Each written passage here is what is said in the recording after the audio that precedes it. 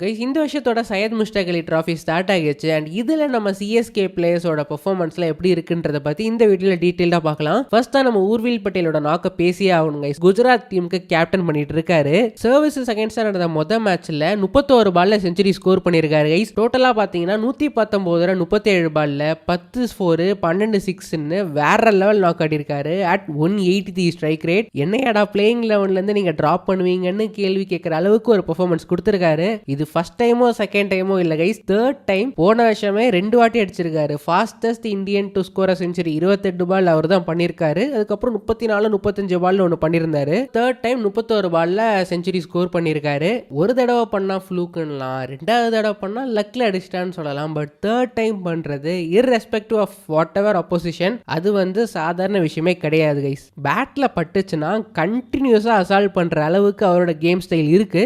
So இப்போ சிஎஸ்கேக்கு பெரிய தலைவலியா இருக்க போது யாரை டாப் ஆர்டர்ல ஆட வைக்கணும்னு. ஆல்ரெடி என்ன பொறுத்தவரை Ayush Mhatre along with Sanju Samson will open and number 3 Ruturaj கெய்க்வாட்னு நம்ம பிளான் பண்ணியிருந்தோம். அண்ட் நிறைய பேர் இன் ஜென்ரல் உங்க லைனப்ல அப்படிதான் வச்சிருப்பீங்க.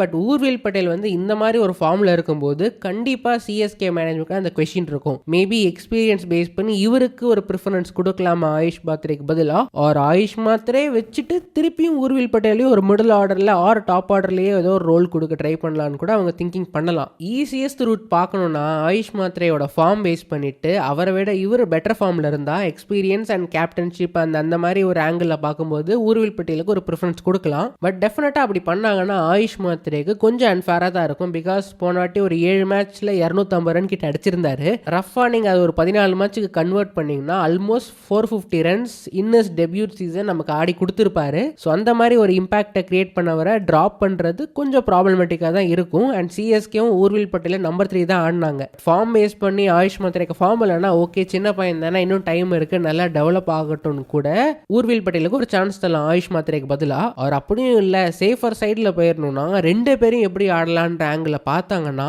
அங்கதான் கொஞ்சம் ப்ராப்ளம்ஸே ஸ்டார்ட் ஆகும். ஆயுஷ் மாத்ரே அண்ட் ஊர்வில் பட்டேல் ஆடணும்னா எம்எஸ் தோனி கீழே ஆட முடியாது. ஸோ அதுதான் ஃபர்ஸ்ட் செக் பாக்ஸ். இதுக்கு சிஎஸ்கே அண்ட் எம்எஸ்டி ஓகே சொல்றாங்களா, அவங்க பிளானிங்ல இருக்கான்றது எனக்கு தெரியல. பட் இது நடந்தால்தான் ஊர்வில் பட்டேல் அண்ட் ஆயுஷ் மாத்ரே பிளேயிங் லெவன்ல இருக்கலாம். ஸோ எம்எஸ் ஸ்டார்டிங் லெவன்ல இல்லைன்னா அப்ப இவங்க 2 பேரும் ஆடுறதுக்கான சான்சஸ் இருக்கு. அப்ப ரெண்டாவது கொஸ்டின், ஊர்வில் பட்டேல நீங்க ஓப்பனிங் இறக்க போறீங்களா, இல்ல மிடில் ஆர்டர்ல எங்கேயாவது இறக்க போறீங்களா, இல்ல பினிஷிங்ல இறக்க போறீங்களான்னு. காம்பினேஷன் எதுவும் சேஞ்ச் பண்ணான்னு நினைச்சாங்கன்னா மேபி பினிஷர் ஸ்லாட்ல அவரை இறக்கலாம். அவருக்கு அந்த கேம் பிளே இருக்குன்னு இவங்க நம்பினாங்கன்னா. பட் அதுக்கான ஆப்பர்ச்சுனிட்டி அண்ட் கேம் டைம் அவருக்கு முன்னாடி இருந்திருக்கான்றது நமக்கு தெரியல. பட் கண்டிப்பா அந்த மென்டாலிட்டி இருக்கு, சி பால் ஹிட் மால்ன்ற மென்டாலிட்டி இருக்கு. ஸோ அந்த மாதிரி பிளேஸ் எங்க இறங்கினாலும் ஆடலாம். பட் அவரை பொறுத்தவரை அது அவருக்கு செட் ஆக மாட்டேறது நமக்கு தெரியல. அவர் அப்படி இல்லை, இவரோட அபிலிட்டியை மேக்ஸிமைஸ் பண்ணணும்னு நினைச்சாங்கன்னா மேபி நம்ம லாஸ்ட் இயர் பேசின மாதிரி இவர் ஒரு லக்ஸரி பிளேயரா கன்சிடர் பண்ணி ஃபுல்லா ஃப்ரீ லைசன்ஸ் கொடுத்துட்டு, தம்பி இந்தாப்பா நீ பவர் பிளேல போய் எனக்கு என்ன வேணாலும் அடிச்சு ஸ்கோர் பண்ணி கொடுன்னா, மாற்ற அன்னைக்கு ஒரு ரஃபா ஒரு 45 பால்ல ஒரு செஞ்சுரி ஸ்கோர் பண்ண வாய்ப்புகளும் இருக்கு. அவர் அப்படி இல்லைனாலும் 10 பால் ஒரு 25-30 ரன் குவிக் ஸ்டார்ட் கொடுத்துட்டு அந்த ரன் ரேட்டை ஏற்றி வச்சுட்டு போற அபிலிட்டியும் அவர்கிட்ட இருக்கு. அண்ட் அவர் அவுட் ஆனதுக்கு அப்புறமா சஞ்சு அண்ட் ருத்து அவங்க ஆர்டர்ல இறங்கலாம். பட் கண்டிப்பா இது அவங்களுக்கு ஸ்டெபிலிட்டி தராது ஆன் பேப்பர்ல பார்க்கும்போது. பட் ஜென்ரலா இது ஒர்க் அவுட் ஆகலாம். பட் எனக்கு தெரிஞ்சு இது ஹைலி அன்லைக்லி. பட் ஜஸ்ட் ஒரு ஆப்ஷனா பார்த்தனால உங்களுக்கு ஷேர் பண்றேன். அண்ட் இதை சுத்தி 2 பாயிண்ட் ஆஃப் வியூ நான் பார்க்க முடிஞ்சது. ஒரு பாயிண்ட் ஆஃப் வியூ என்னன்னா, ஊர்வில் பட்டேல டூபேக்கு பதிலாக ஆடலான்னு. மேபி எஸ் ஆடலாம், பட் கண்டிப்பா அதுக்கு வாய்ப்பே இல்லை கைஸ். 100க்கு 200% நடக்க வாய்ப்புகள் இல்லையே நம்ம இப்பயே எழுதி வச்சிடலாம். அவரும் இன்னைக்கு ஃபர்ஸ்ட் மேட்ச்ல நல்லாவே பவுலிங் போட்டிருந்தாரு மும்பைக்காக. அண்டர் 6 ரன் ரேட்ல தான் பவுலிங்ல கொடுத்திருந்தாரு ரன்ஸே. ஸோ இந்த மாதிரி ஒரு பவுலிங் ஆப்ஷனாகவும் இருக்காரு. பிளஸ் ரீடைன்டு பிளேயராக இருக்கிறனால கண்டிப்பா சிஎஸ்கே அந்த ஆங்கிள் திங்க் பண்ண மாட்டாங்க. அண்ட் செகண்ட் பாயிண்ட், இதனால தான் சஞ்சு சாம்சனே வந்திருக்க கூடாது. சஞ்சு சாம்சன் நம்ம ட்ரேடே பண்ணிருக்க கூடாது. ஆல்ரெடி ஊர்வில் பட்டேல் இருக்காருல, நம்ம ஏன் வேஸ்ட் பண்ணிட்டோம் ஸ்லாட்ன்ற மாதிரி ஒரு பாயிண்ட் ஆஃப் வியூ பார்க்க முடிஞ்சது. கரெக்ட் தாங்க, இஸ் வேலிடான பாயிண்ட் அவங்க சைட்ல இருந்து பார்க்கும்போது. பட் சிஎஸ்கேக்கு இதனால என்ன கிடைக்குதுன்னா செகண்டரி லீடர்ஷிப் ரோல் கிடைக்குது. ஆல்ரெடி போன சீசன் ருத்து இன்ஜூர்ட் ஆனதுக்கு அப்புறம் பேக் டு ஸ்கொயர் ஒன் மாதிரி எம்எஸ் கிட்டே கேப்டன்சி போச்சு. சிஎஸ்கே அண்ட் ஏன் எம்எஸ் தோனி கூட அந்த மாதிரி ஒரு சுச்சுவேஷன் இனிமே வரவே கூடாதுன்றதுல கிளியர் கட்டா யோசிச்சிருப்பாங்க. அதனால தான் சஞ்சு சாம்சன் புஷ் பண்றதுல இன்னொரு ஆங்கிள் ஜடேஜாவே தட ரெடி ஆனதுக்கு ஒரு ரீசன். ஸோ சஞ்சுவும் வரலனா அதுல நமக்கு ஒரு ப்ராப்ளம் இருந்திருக்கும் லீடர்ஷிப் ரோல்ல. அண்ட் பிளஸ் ப்ரூவன் பிளேயர் வேற. ஊர்வில் பட்டேல் இப்ப அடிக்கிறாருன்றது தெரியும் நமக்கு. பட் ஐபிஎல் லெவல்ல இதே மாதிரி 35 பால்ல 100 அடிப்பாரான்னு கேட்டா அங்க ஒரு கொஸ்டின் மார்க் இருக்கு. அடிக்க மாட்டாருன்னு சொல்லல, பட் ஒரு ஃபுல் சீசனும் ஆடினது இல்லை. ஸோ சிஎஸ்கே சைட்ல இருந்து பார்க்கும்போது ஆல்ரெடி ஒரு ப்ரூவன் பிளேயர் எடுத்து அவர்கிட்ட இருந்து டெஃபினட்டா எனக்கு 400 ரன் வரப்போகுது ஓப்பனிங் ஸ்டார்ட்லன்னு அவங்க பார்க்கும் பார்க்கும்போது along with secondary leadership role and maybe கேப்டனை கூட ஸ்டெப் இன் பண்ணலாம் இன்கேஸ் ருத்துக்கு வந்து கேப்டன்சி செட் ஆகலைன்னா. ஸோ அந்த ஆங்கிள் பார்க்கும்போது எனக்கும் சஞ்சுவோட ட்ரேட் வந்து தேவையில்லாமல் பண்ணிட்டோன்ற மாதிரி எனக்கு தோணலை கைஸ். பட் எஸ் இதனால ஒன் ஆஃப் ஆயுஷ் மாத்திரே அவர் ஊரில் பட்டேலால் ஆட முடியாது, which is again is unfair தான் அவங்க சைட்லேருந்து பார்க்கும்போது. பட் எஸ் ஐபிஎல்ல இதெல்லாம் சாதாரணம் தான். ஒரு டீம்னு வந்துட்டா 11 பேர் தான் ஆட முடியும். அதுக்கும் 2-3 நல்ல பேக்கப்ல இருந்தால் தான் அந்த டீம் சாம்பியன்ஷிப் டீமாக வரும் ஃபைனலாக. So end of the day this is a பெரிய தலைவலி for CSK, which is a good தலைவலி ஃபார் சிஎஸ்கேனே சொல்லலாம். லாஸ்ட் இயர் இந்த பேட்டிங்க்கு இந்த இயர் இருக்கிற பேட்டிங்கில் எவ்வளோ மேல். அதுக்கான கிளிம்ஸ் தான் நம்ம போன சீசனோட ஃபைனலில் பார்த்தோம். அதோட கண்டினியூஷன் தான் இந்த சீசனும் பார்ப்போன்ற எக்ஸ்பெக்டேஷனில் இருக்கேன். ஸோ கைஸ் நீங்கள் ஊர்வில் பட்டேலோட நாக் பற்றி என்ன நினைக்கிறீங்க? உங்களோட பிளேயிங் ஊர்வில் பட்டேலை ஸ்டார்ட் பண்ணுவீங்களா, இல்லை ஆயுஷ் மாத்திரையை ஸ்டார்ட் பண்ணுவீங்களா, இல்லை 2 பேரையுமே ஸ்டார்ட் பண்ணுவீங்களான்னு மறக்காம கீழே மென்ஷன் பண்ணுங்க. ரேட் எடுத்தா சின்ன அப்டேட்ஸ்லாம் பார்த்துலாம் கைஸ். மகாராஷ்டிரா மேட்ச்ல ருத்ராஜ் கேக்வாட் நம்பர் 3 தான் இறங்கினாரு. ஸோ அகைன் அதுவும் ஒரு கிளியர் பாயிண்ட் தான் காட்டுது, அவர் சிஎஸ்கேக்கும் நம்பர் 3 தான் இறங்க போறாருன்னு.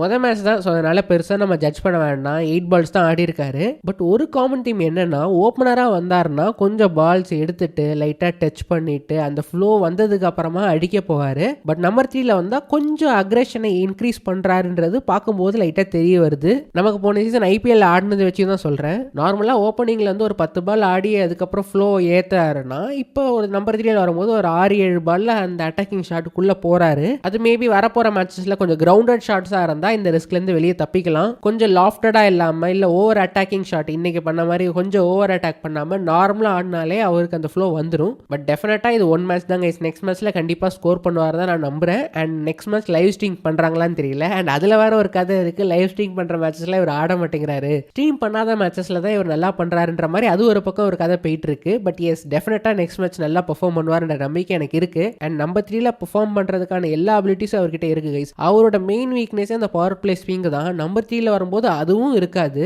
ஜஸ்ட் ஒரு மென்டாலிட்டி இஷ்யூ மாதிரி தான் தெரியுது. அதை மட்டும் லைட்டாக ஃபைன் டியூன் பண்ணால் இன்னும் பெட்டராகவே இருக்கும். அண்ட் இன்னொரு பாயிண்ட் என்னன்னா, நம்ம ஒரு ஓப்பனராக பார்த்து நிறைய ரன் ஸ்கோர் பண்ணி பார்த்துட்டோம். ஒரு நம்பர் 3 பேட்டர்னா சுச்சுவேஷனுக்கு ஏற்ற மாதிரி ஆடுவாங்க. ஸோ சம்டைம்ஸ் இது ஒர்க் அவுட் ஆகி நிறைய ரன் ஸ்கோர் பண்ணலாம், இல்லைனா ஒரு கம்மி ரன்னுக்கு அவுட் ஆகிட்டு போகலாம். அந்த ஒரு சேஞ்ச் நமக்கு புதுசாக இருக்குது ருத்துக்கிட்ட இருந்து பார்க்கும்போது. ஸோ மேபி அதுவும் புதுசாக இருக்கிறனால ஃபேன்ஸ் கிட்ட இருந்து இந்த ஒரு ரியாக்ஷன் வருதோன்ற மாதிரி கூட எனக்கு தோணுது கைஸ். ரைட், இதுக்கப்புறம் நம்ம ஷிவம் டூபே பற்றி ஆல்ரெடி பேசணும். ஷிவம் டூபே பவுலிங் தான், பேட்டிங் சான்ஸ் கிடைக்கல. பவுலிங் 3 ஓவர் ஒரு 11-12 தான் கொடுத்திருந்தாரு, ஒரு விக்கெட் எடுத்திருந்தாரு. சூப்பராகவே போட்டார் கைஸ். பிச்சு குத்தி போடுறாரு, நார்மலாக அது பாட்டு பவுன்ஸ் ஆகுது. ஸோ அதுவும் இன்ட்ரெஸ்டிங்காக இருந்துச்சு ஷிவம் டூபே கிட்ட இருந்து பார்க்கும்போது. அண்ட் இதே மேட்ச் தான் நம்ம ஆயுஷ் மாத்திரையோட first local T20 match for Mumbai. So அவரோட டெபியூ கேப்பை சூரியகுமார் கிட்ட இருந்து வாங்கினாரு. கொஞ்சம் இனிஷியலாக ஸ்லோவாக தான் ஸ்டார்ட் பண்ணார், பெருசாக ரன் ஸ்கோர் பண்ணல. 8 பால்ல 2-3 ரன் தான் அடிச்சிருந்தாரு. நல்ல டிஃபென்ஸ் பண்ணியிருந்தாரு. ஒரு 2 பால் மட்டும் 4th 5th ஸ்டம்பில் போடும்போது அடிக்கிற மாதிரி போய் கொஞ்சம் மிஸ் பண்ணாரு. அதை தவிர பெருசாக ஃபால் ஷாட் எதுவுமே பார்க்க முடியல. நடுவில் ஒரு பவுண்டரி ஒரு 6 அடிச்சார், ஒரு லெஃப்ட் ஆமர் அகேன்ஸ்டா. அதுக்கப்புறம் ஒரு ஸ்லோயர் பால் அவர் போட்டாரு, அதை அடிக்க போய் அவுட் ஆனாரு. 18 ரன் கைஸ் 15 பால்ல. ரீசென்ட்லி பார்க்கும்போது கொஞ்சம் ஃபார்முக்கு ஸ்ட்ரகிள் பண்ணியிருந்தா இருக்காரு. பட் எஸ் கண்டிப்பாக டெஃபினட்டாக இம்ப்ரூவ் பண்ண தான் போறாருன்றதுல எந்த ஒரு டவுட்டுமே இல்லை. தென் மற்ற பிளேயர்ஸ் கிட்ட தான் அந்த அளவுக்கு பெர்ஃபார்மன்ஸ்லாம் வரல. ஸ்ரேயாஸ் கோபால் 4 ஓவர் 39 ரன் கொடுத்திருந்தார், விக்கெட்ஸ் எதுவுமே எடுக்கல. ராமகிருஷ்ணா கோஷ் நம்ம இதே மகாராஷ்டிரா மேட்ச்ல 7 பால 12 ரன் ஸ்கோர் பண்ணியிருந்தாரு. பட் நம்ம ஸ்கவுட் பண்ற பிளேயர்ஸ்லாம் நல்லா பண்ணிட்டு இருக்காங்க. கார்த்திக் சர்மா ஒரு 37 ரன் அடிச்சிருக்காரு போல. தென் அதுக்கப்புறம் பிரசாந்த் வீர் 2 ஓவர் 19 ரன் கொடுத்து ஒரு விக்கெட் எடுத்திருக்காரு. அண்ட் இவங்களோட வீடியோஸ்லாம் நான் ஆல்ரெடி பார்க்க ஆரம்பிச்சிட்டேன் கைஸ். நான் செப்பரேட்டா அப்கமிங் டேஸ்ல நான் ஷேர் பண்றேன் என்னோட தாட்ஸ் என்னன்னு. அண்ட் அதெல்லாம் தெரிஞ்சுக்கணும்னா நம்ம சேனலுக்கு சப்ஸ்கிரைப் பண்ணலன்னா மறக்காம சப்ஸ்கிரைப் பண்ணிருங்க. அண்ட் இந்த வீடியோ பிடிச்சிருந்தா மறக்காம ஒரு லைக் தட்டிட்டு ஹை பட்டனையும் தட்டி விட்டுருங்க. அண்ட் சப்ஸ்கிரைப் பண்ணலனாலும் சப்ஸ்கிரைப் பண்ணிக்கோங்க. So thank you so much for வாட்சிங் வீடியோ கைஸ். அடுத்த வீடியோவில் பார்ப்போம். Thanks again, take care, bye by.